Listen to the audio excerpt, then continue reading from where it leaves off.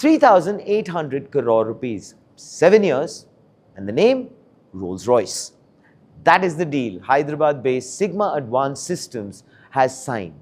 But the number alone does not tell you what actually happened here. Well, when we get on with it, we try to understand this. For years and years, the assumption in global aerospace was pretty clear.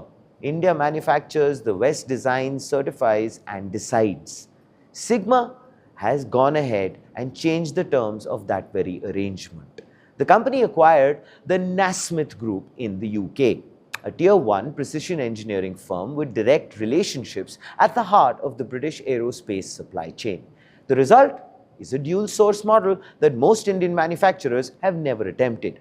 Engineers in the UK working directly with Rolls-Royce, well, manufacturing scale in India, doing the production.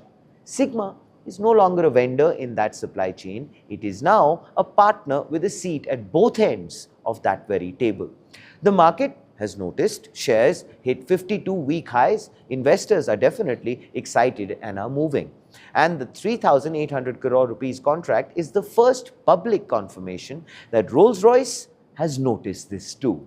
7 years, I believe, is a long commitment. And what Sigma is manufacturing under this contract is worth understanding a lot more deeply. Safety critical aero engine assemblies, components where a failure does not show up in a quarterly report. As we understand that criticality, it shows up at 35,000 feet. The pressure that comes with that kind of contract is a very different category from anything in IT services or, for that matter, systems integration. Sigma is now in the same arena as HAL and Tata Advanced Systems, companies that have spent decades building the certifications, the processes, and the institutional knowledge that aerospace demands. The contract gives Sigma 7 years of revenue visibility, which is genuinely valuable for the balance sheet for sure. The question the next 7 years will answer is whether the execution matches the ambition. A 3,800 crore rupees headline is the beginning of that story, and a glorious one. And it's definitely not the end. So, why is Rolls-Royce doing this? Which brings me to that thought, which is India is not receiving a favor. What they want instead is for India to be their third home market, next to the United Kingdom, United States, and Germany. The vision here is the GEACT program. Rolls-Royce wants to build the engines for India's next generation combat jets and are seeding the ground. By giving Sigma this 3,800 crore rupees bone, they are buying goodwill with New Delhi. It's a geopolitical chess move disguised, well, as a purchase order. Atmanirbhar Bharat is, of course, the buzzword, but strategic dependency is actually the reality. So if you are 25 and watching this space, the signal here is worth paying attention to.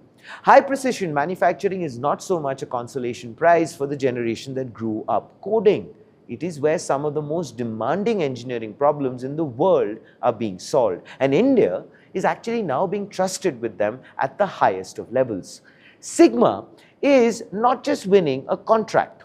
It is making an argument that Indian industry can handle the world's most unforgiving quality standards.